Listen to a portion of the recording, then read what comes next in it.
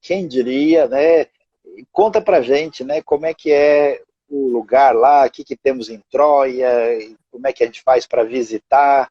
E vamos lá. Luísa Confidante, diretamente de Istambul, para todos vocês aí.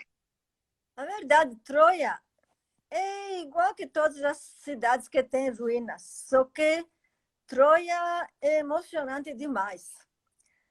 Por quê? É uma cidade que, sob uma lenda, ela virou verdade.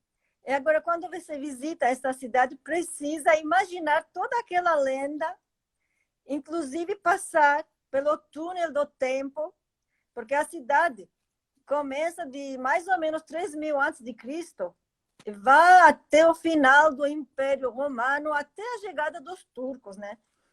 Só que aí você pode ver diferentes camadas da história, com mais ou menos peças que dá para imaginar como que os nossos antepassados conseguiram sobreviver naquelas condições. Porque Troia, naquela época, era a cidade de mar, da beira. Igual que geralmente todas as cidades históricas, por causa que as pessoas precisavam da beira do mar para ter água e para poder realizar o comércio. O comércio naquela época, igual que hoje, era muito importante. Eles precisavam vender alguma coisa, comprar outra coisa e poder completar as suas necessidades. Aí Troia foi uma cidade de beira, tinha o porto, só que quando hoje você visita essa cidade, ela fica bem dentro da beira, mais ou menos tem uns 6 quilômetros para o interior da beira atual. Então não fica tão perto do mar, é um pouco mais afastado hoje. Bem mais. E, atualmente tem um vilarejo bem pequeno lá perto das ruínas, que é um vilarejo onde os turcos moram, né? Você começa a visitar esta cidade, você tem que ter uma imaginação top para poder entender a história dessa cidade. De repente, você vê uma camada de 3.000 antes de Cristo. E do lado, você vê um pedaço da época romana. Tem 3.000 anos de diferença. Em algum lugar você vê resto de um palácio romano e do lado você vê a porta dos hititas, por exemplo, 1.200 a.C. ou segundo século depois de Cristo. Isso dá uma confusão, por causa que a arqueologia não funcionou muito bem lá. Então, as escavações antes da República Turca se faziam por pessoas que não conheciam verdadeiramente a técnica arqueológica. Você sabe muito bem do que eu estou falando, né? O Schliemann mandou lembranças aí, né? Isso. O melhor exemplo é essa cidade. Eles misturaram todas as camadas da cidade, que tem novas cidades, uma em cima da outra, por causa dos incêndios, por causa dos terremotos. Ela foi construída uma em cima da outra, não somente 9 cidades, tem em volta de 47 camadas de assentamento, uma em cima de outra. Aí você faz uma confusão, só que a localização, ainda hoje, dá para entender como que as pessoas conseguiram morar naquela época, naquelas condições. Ainda dá para ver restos do incêndio, dá para ver restos da humanidade, restos de casas bem primitivas e muitas coisas que foram achadas, que naquela época a cerâmica não era a cerâmica só decorativa, como hoje nós usamos. Naquela época era só para conservar os alimentos, porque lá tinha um negócio muito forte de vinho, de azeite, de trigo, inclusive tudo isso precisavam conservar bem. E aí era a cerâmica, o trabalho do barro, que era importante para eles. Que coisa, então quer dizer que Troia não é só lenda, quer dizer que tem realmente o lugar para visitar. E são quantas ruínas que tem lá? Tem várias, né? Tem Troia 1, 2... São 9 cidades, só que da primeira... 9 cidades.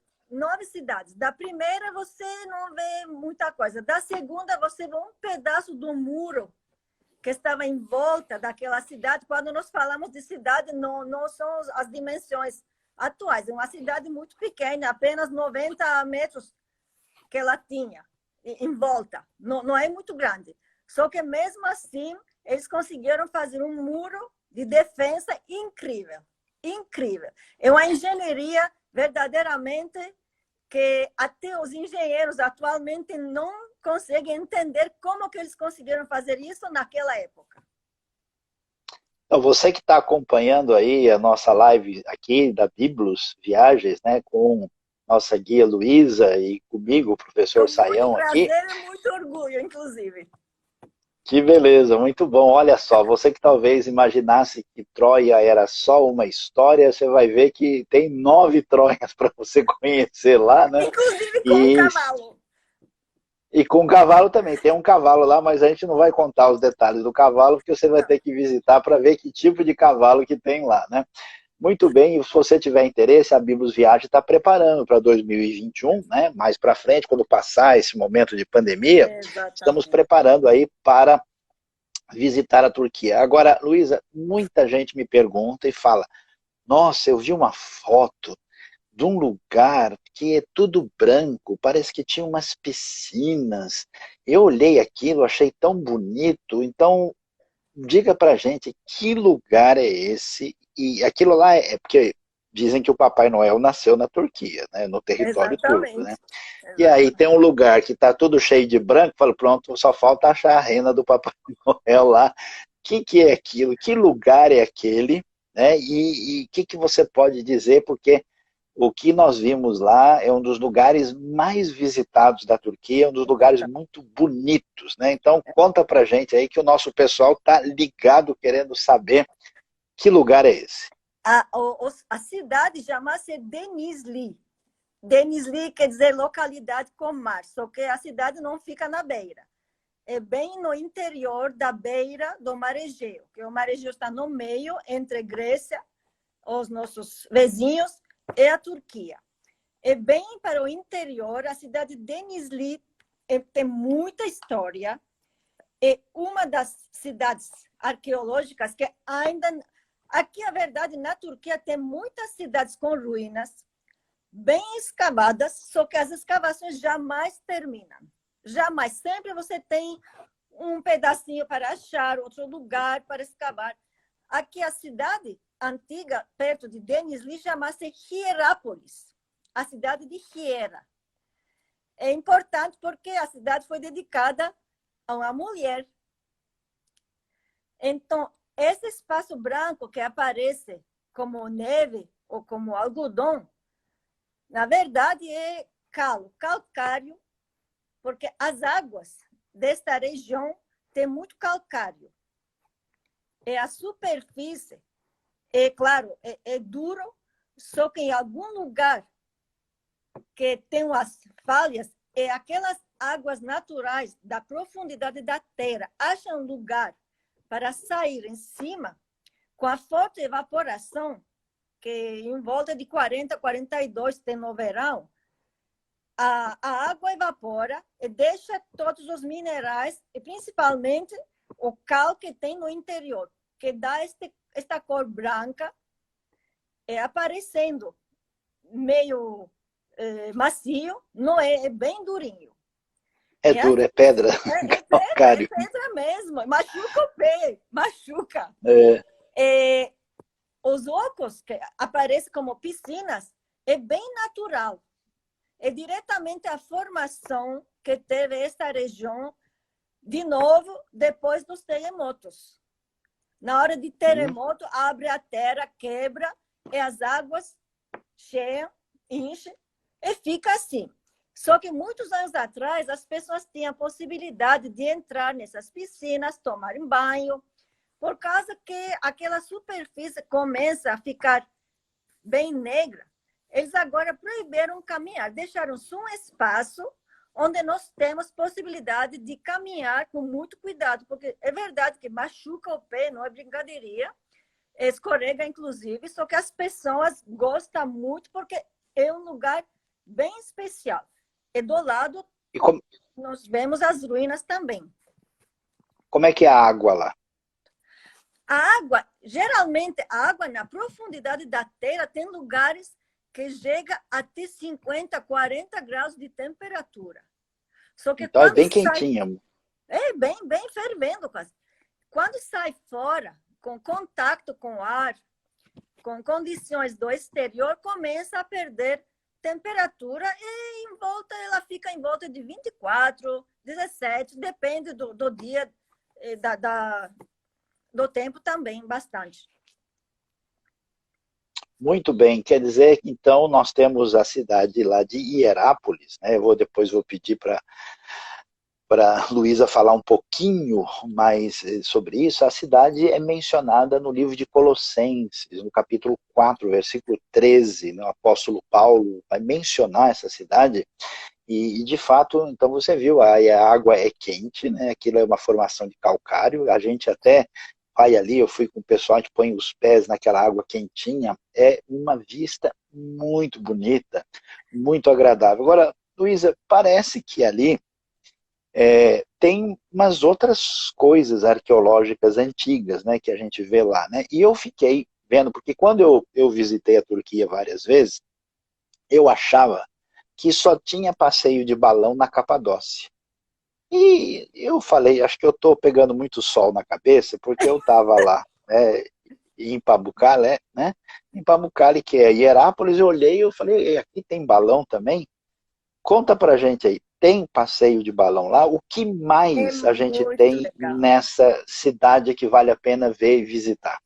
É muito legal aquele passeio do balão. Você está voando em cima daquelas piscinas, vendo todo aquele espaço branco. É um sono, de verdade. Dá para fazer esse passeio de balão.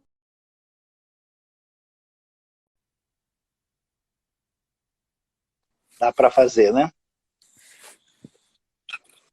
Dá para fazer. E outra coisa interessante que fica todo dia mais interessante é a outra cidade de Laodiceia, que também é uma Opa, cidade dedicada a uma mulher.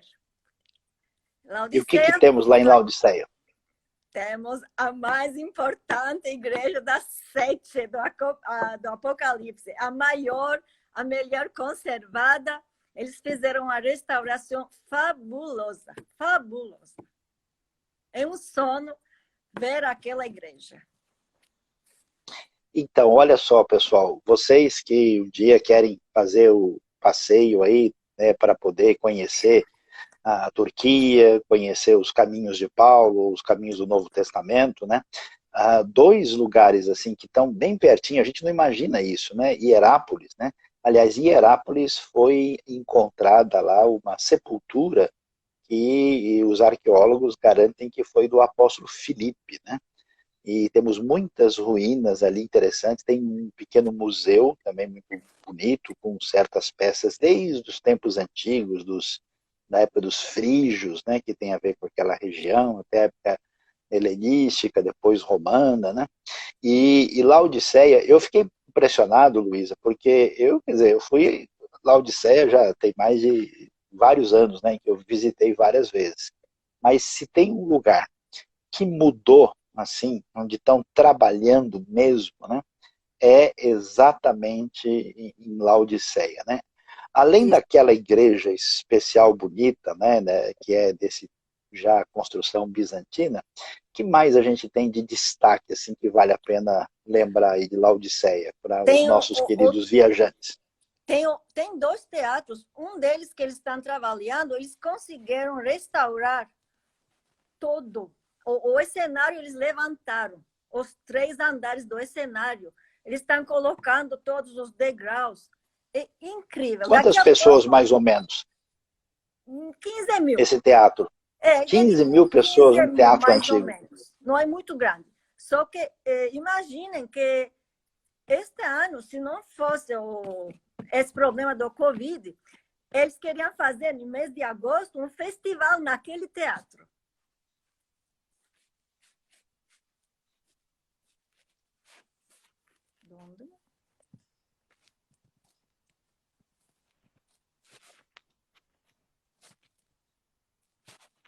Acho que parou, né? Tá. Eles acharam também duas praças muito importantes. É incrível. Toda Muito vez que bem, nós muito bem. visitamos esta cidade, achamos uma coisa nova. Não sei se você lembra que uma vez nós encontramos os arqueólogos coando terra e saíam as moedas. Não sei se você lembra. É, Foi lembro uma sim, muito surpresa bom. incrível para a gente. Então, muito especial, né, a gente poder visitar esses lugares e conhecer. Agora, eu fico pensando, Luísa, porque assim, tem muitas pessoas quando falam, eu quero ir para a Turquia. Ah, tá bom, o que você quer ver na Turquia?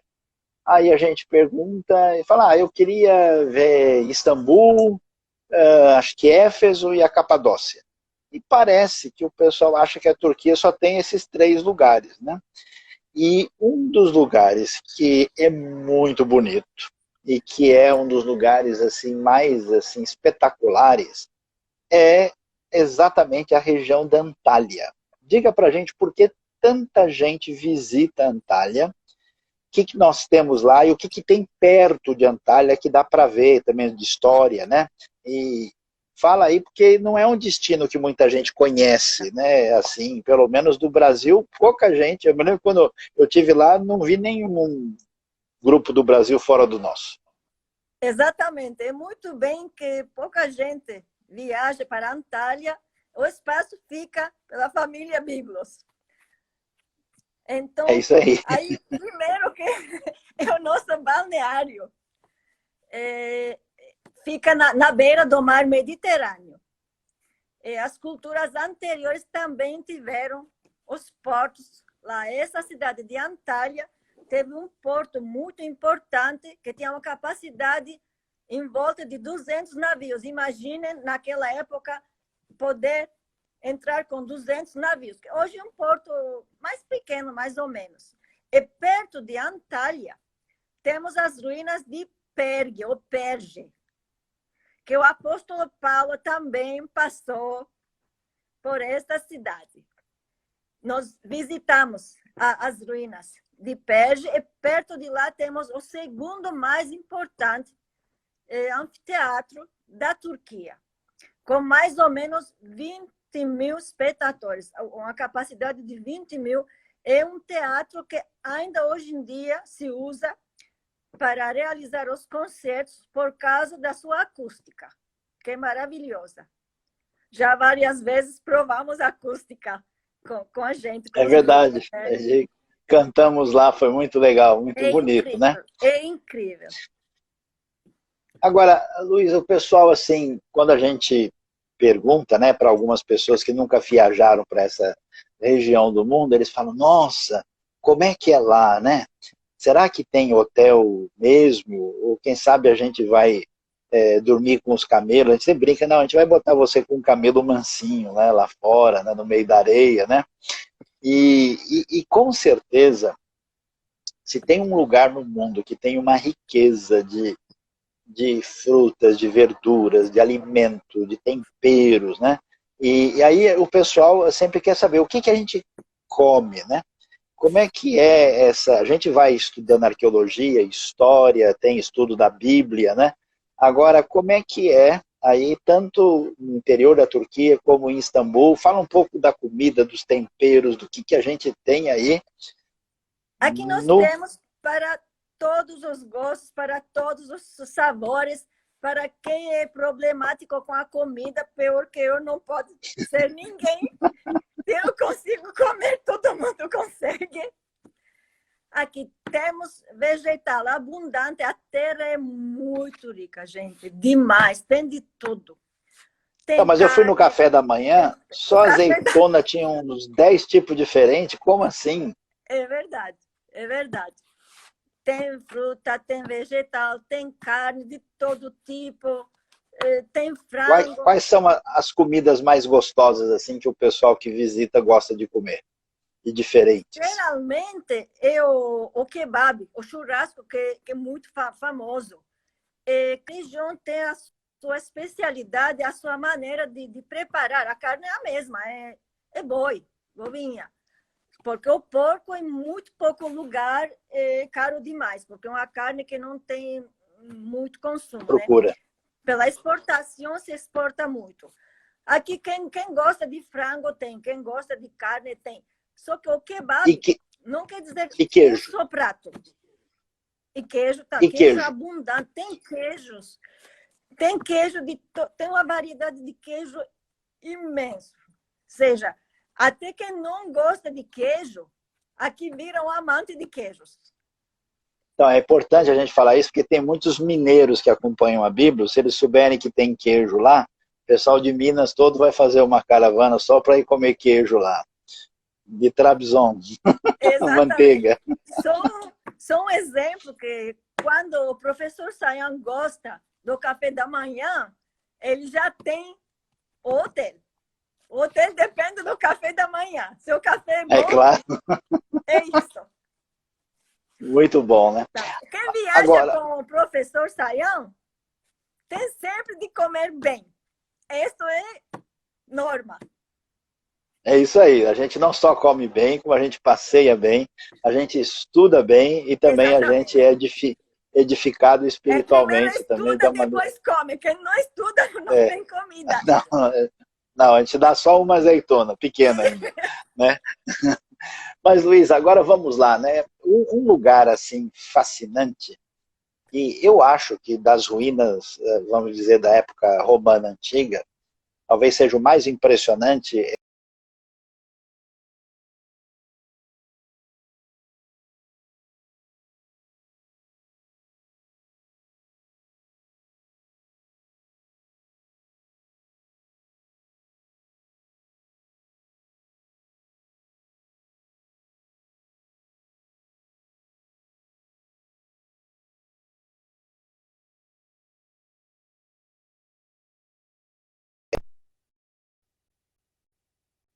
Yes. Opa, voltou. Voltou. Então, fala pra gente sobre Éfeso. O que nós temos de especial lá? O que vale a pena ver nessa ruína tão especial da Turquia? Visitando Éfeso, ninguém precisa fazer um esforço. Você tem de tudo. É como se fosse uma nova cidade da época romana. Não é como Troia, que você tem que imaginar, tem que conhecer história. Aí você entra, tem todas as construções que deveria ter uma cidade greco-romana. A única coisa que não dá para ver atualmente, de novo, é o porto, porque Éfeso também foi cidade de beira e hoje fica mais ou menos a uns 6 quilômetros da beira atual. É super interessante visitar Éfeso para ver todas estas construções. O Odeon, o teatro, a biblioteca, as praças, as lojas, até as lojas estão lá dando uma boa ideia. Dá para ver o piso, o pavimento de mosaico, mesmo que seja do 6º depois de Cristo. É interessante ver como, peça por peça, eles trabalharam tudo isso. Dá para ver os templos dedicados ao nome de diferentes deuses pagãos. É muito, muito interessante. E ainda estão continuando. Éfeso, atualmente, é a cidade melhor conservada. Só que, mesmo assim, tem apenas um 40% que está escavado. Ainda tem muito, muito tempo. E a biblioteca? Tem livro lá para a gente pegar emprestado? A biblioteca qual é o tem tamanho? Nada. Não tem livro? E que livro? Que biblioteca é essa? Não tem nada conservado, porque, infelizmente, tudo isso já caiu de novo com o terremoto. Eles conseguiram levantar somente a fachada da biblioteca, que tem do lado exterior, e o interior fica vazio. Não é difícil imaginar onde eles conservavam os livros, os documentos. É a terceira maior biblioteca da história da humanidade, depois de Alexandria, Pérgamo é a Biblioteca Nossa, de Éfeso. olha só, pessoal, terceira biblioteca maior do mundo antigo aí, que você pode ter o privilégio de...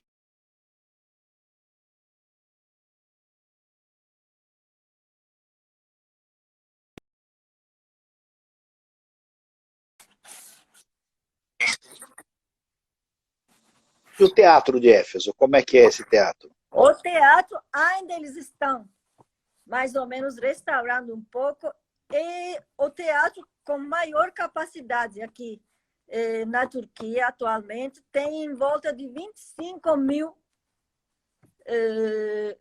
praças para espectadores. E também nesse teatro se realizam concertos de música. Que coisa, é o maior teatro antigo, então, que nós temos aí, E né, para ver acústica 25 também, mil lugares. isso. Então, pessoal, vocês que estão acompanhando a nossa live aqui da Biblos, com a nossa guia, Luísa, lá de Istambul, Éfeso, além de ter uma importância na história da filosofia, é a cidade também importante, né, no ministério do apóstolo Paulo. Né? Paulo ficou 3 anos em Éfeso, foi o principal lugar do seu trabalho, né? E também depois do próprio apóstolo João, né? Uma geração mais tarde. Então, realmente é um lugar extraordinário. Agora, Luísa, você falou para a gente de Laodiceia, né? E eu pergunto, quais outros antigos lugares das igrejas do Apocalipse que vale a pena a gente visitar? E que a gente pode indicar para os nossos queridos futuros viajantes aí? Sardes é um lugar de visitar, não podem perder a visita de Sardes. Dá para ver a antiga sinagoga lá, que atualmente é a mais antiga sinagoga conhecida no mundo. Que Ela coisa! é de terceiro depois de Cristo, só que mesmo assim é a mais antiga conhecida. Do lado dá para ver o ginásio, a academia daquela época, incrível. E, inclusive, nós visitamos um templo gigantesco dedicado ao nome de Artemisa, a deusa pagana. Sua arquitetura, suas colunas, o tamanho, é de verdade para ficar com a boca aberta. Como que eles conseguiram fazer, como que eles conseguiram levantar, que agora, durante os trabalhos, eles usam gruas. Muitas vezes, lá em Laodiceia, nós vimos 4 gruas, 3 gruas levantando aquelas peças. É incrível. Naquela época era só com força humana. É uma informação que eu achei faz pouco tempo. Eles não conseguiam fundir muito bem o plomo. Então, quando ele ficava entre as colunas, era muito perigoso, porque aquela coluna caía durante os terremotos. Eles não Que tinham coisa, hein? a tecnologia muito É, bem avançada naquela época, mesmo que eles e muito, conseguiram fazer tanta coisa. muito impressionante, né? A gente não imagina que uma coisa tão antiga é tão bem feita assim. E além de Sardes, quais outros lugares assim das igrejas vale a pena visitar para ver coisas realmente bonitas e impressionantes?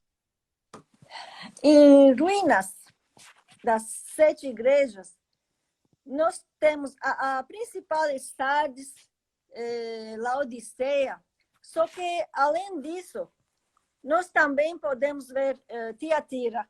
Tiatira, eles estavam escavando, por último que a gente passou lá, eles acharam a rua principal da cidade. É interessante porque Tiatira, dentro das 7 igrejas, é a única que hoje fica bem no meio da cidade. É um pequeno vilarejo onde a igreja está, só que em volta você tem cafeterias, nós sentamos, tomamos o chazinho, o café, olhando as ruínas, né? É verdade. É interessante. Passando pelas lojas, nós chegamos pela rua atual, estamos em cima das ruínas da Tiatira, nós caminhamos, a rua atual se junta com a rua histórica. E é muito, muito legal, muito bonito lá, é bom ver, a gente realmente está com o moderno e o antigo lado a lado. E Pérgamo? Pérgamo é muito interessante. Primeiro, a localização da cidade. Geralmente, na história, nós vemos que a humanidade sempre procura beiras do mar, onde se instalar, onde fundar uma nova cidade. Pérgamo, ela fica em cima de uma colina, mais ou menos tem uns 400 metros de altura. Bem alto. É uma construção perfeita que eles conseguiram fazer, não falta nada. Tem os templos, tem o teatro, tem tudo. E tem o grão, o monumento dedicado ao nome de Traiano, né? Que de lá você vê apenas a nova cidade como se fosse formigas lá embaixo. É medo. Impressionante, dá medo. Agora, é interessante, o pessoal fica assustado, né? Porque lá na Bíblia, em Apocalipse, fala que lá está o trono de Satanás, né? Isso. Aí o pessoal pergunta, escuta, cadê o Satanás? Ele mora aqui, né?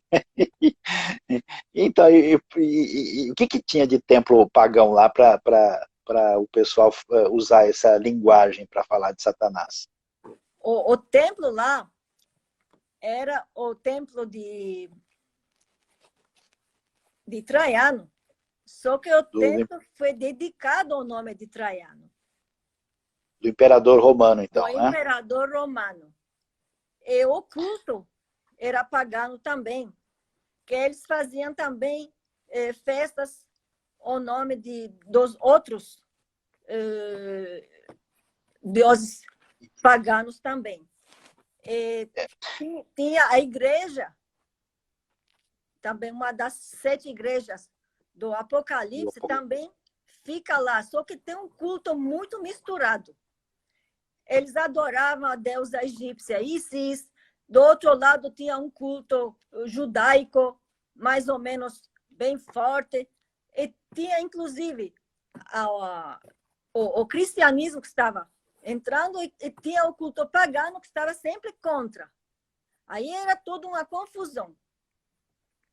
Uma mistura, um sincretismo, né? Exatamente. O pessoal aí deve saber, né, que Pérgamo também, porque tinha um templo dedicado a Zeus, né?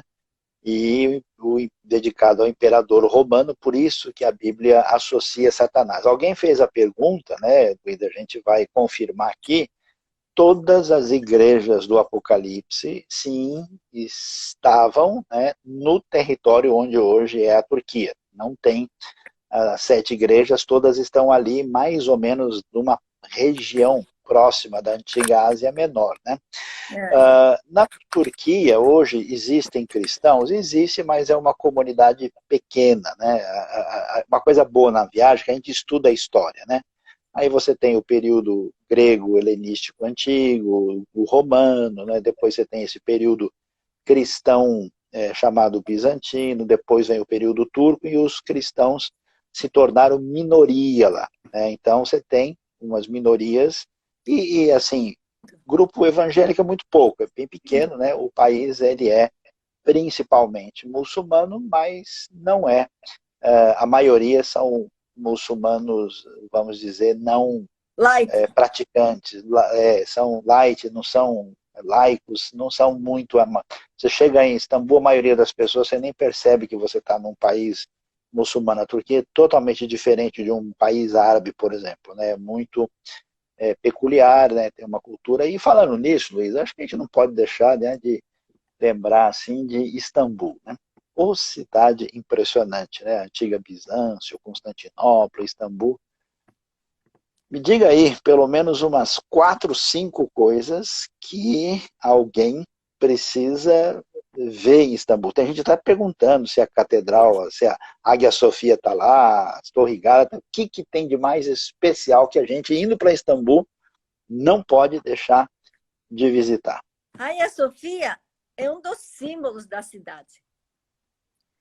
Desde o século VI que ela existiu, vai existir. É uma construção incrível. Ninguém pode dizer que a Águia Sofia é dos fulanos ou das fulanas. Não, a Águia Sofia é uma construção fabulosa da humanidade. ponto. Aí. Outra coisa que verdadeiramente vale a pena é o museu arqueológico. Infelizmente, toda vez que a gente vai, uma parte do museu está fechado, nós não conseguimos ver algumas peças, só que mesmo com as coisas que nós vemos, é fabuloso. É demais. Muito bom. É demais. Dá para ver a Praça do Hipódromo. Falando a Praça do Hipódromo, foi o verdadeiro hipódromo no centro bem da cidade histórica. E até em volta dá para ver as ruínas daquele hipódromo que é do 2º século depois de Cristo. Dá para ver os monumentos lá bem. E nesta cidade histórica, um monumento bem característico, um dos símbolos da cidade, é a Mesquita Azul. Ela chama-se a Mesquita Azul. Esta mesquita, pelo exterior, tem uma beleza de arquitetura incrível, com as suas torres, que chamamos os minaretes. É muito interessante. Inclusive, ficam uma em frente da outra. A construção de Santa Sofia é a construção dessa mesquita. Dá para ver a diferença de tantos séculos. Uma construção é do século VI, a outra é do século XVII. Mesmo com tanta diferença, as pessoas valorizam a mão de obra, a arquitetura desses dois monumentos bem característicos da cidade de Istambul. E bom, e o que você pode falar de algumas cisternas, ou se tem algum palácio especial assim que vale a pena conhecer? Tem um palácio que é da época dos turcos, que a partir do século XV nós sabemos que a cidade de Istambul, ou Constantinopla, ou Bizâncio, que é a mesma cidade, passou a ser capital dos turcos naquela época. Então, eles precisavam uma moradia para o sultão, que o sultão é como se fosse o presidente atual. Então, aí eles construíram um palácio, chama-se o Palácio Topkapı, fica bem perto de Santa Sofia, mesmo aí atrás. Então, aí dá para ver todos os restos da época otomana, os sultões do período turco, começando do século XV, com a conquista em 1453, até a República que nós tivemos em 1923. Dá uma ideia geral daquele império fabuloso que ficou 624 anos na história da humanidade. Muito bem, então, pode falar, desculpa. As cisternas, é que naquela época, para poder conservar, reservar água, eles precisavam de cisternas, água da chuva, água que chegava pelos rios. Tinha cisternas ao ar livre e tinha cisternas subterrâneas. Algumas destas dá para visitar. Tem uma que geralmente nós visitamos, e agora eles acharam outra, restauraram e ficou bacana. Acho que com você nós visitamos, né? Aquela nova. É pequena, só que muito legal. Muito legal. É do 5º século, imagine, depois de Cristo. Então, pessoal, como vocês estão vendo, estamos aí conversando com a nossa guia Luísa, né? E aí o pessoal aqui de casa, a Miriam, né? A Célis mandando um abraço, todo mundo aí, né? Tem gente falando do trabalho da Turquia. Só para a gente dizer, né? A gente não vai entrar em detalhes agora, porque essa tem muitas pessoas fazendo perguntas muito específicas, até perguntas teológicas, por exemplo, querendo saber do Apocalipse.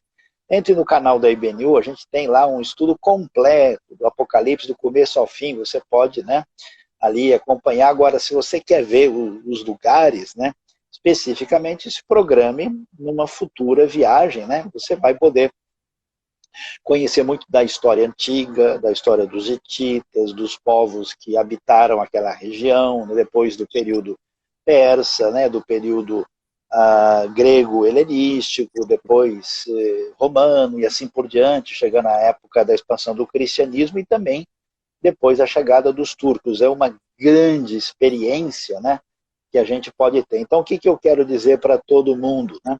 Ó, você tem aí, juntamente comigo, o Instagram da Luísa, nosso amigo da Grécia aí já. Então você pode seguir. Oi, o Temis está aí, né? O Temis está com a gente da Grécia aí também, né? Você pode seguir o Instagram da Luísa, pode seguir do professor Sayão, da Biblos Viagens e acompanhar, porque nós sempre temos informação e assim que passar esse momento de pandemia, nós vamos ter a oportunidade lá de visitar esses lugares tão bonitos, especiais, que é uma viagem edificante, uma viagem cultural, uma viagem de satisfação, de lazer e também uma viagem que representa um caminho espiritual para você, muito especial que a gente está lá. Bom, Luiz, a gente já caminhou bastante, né? A nossa turma já está aí, então queria que você desse aí as suas palavras, né? De finais de convite, né? Aí para o pessoal. Eu tanta saudade de achar vocês, foi uma oportunidade maravilhosa aqui, achar todo mundo. Eu mando um abraço muito grande para todos. Se Deus quiser, a gente vai se ver daqui a pouco. Amém, amém. Bom, pessoal, vocês fiquem ligados. Aliás, eu sei que alguns que estão aí já viajaram com a gente, conhecem a Luísa, pode mandar aí o seu abraço, seu cumprimento final, né? E a gente fica aí, né? Inclusive as viagens para a Turquia pode ser numa viagem de caravana, ou pode ser até num grupo menor, você quer conhecer alguma coisa ali, né? Você pode conhecer Istambul, ficar alguns 2, 3 dias, né? E aí em sintonia com o que a Biblos pode oferecer, né? Luísa, então, dá as suas palavras de até logo, né? De guilé, techeculé. Daqui a pouco, o mais pronto possível, esperamos pelo menos tomar um café. Temis, está faltando o café.